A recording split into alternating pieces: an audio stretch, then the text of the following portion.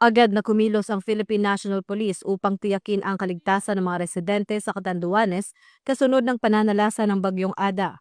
Sa Viga, Catanduanes, pinangunahan ng Viga Municipal Police Station ang mandatory evacuation ng mga residente sa Sitio Bulod, Barangay San Vicente noong ika-17 ng Enero.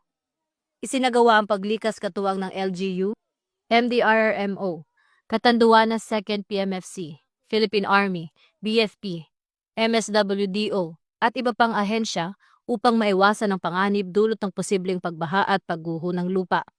Ayon kay Acting Chief PNP Police Lieutenant General Jose Melencio Nartates Jr., mahalaga ang maagap na aksyon upang mailigtas ang buhay ng mamamayan, lalo na sa panahon ng sakuna.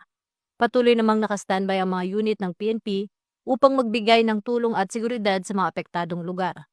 Ito ang bagong PNP para sa bagong Pilipinas, serbisyong mabilis, tapat at nararamdaman.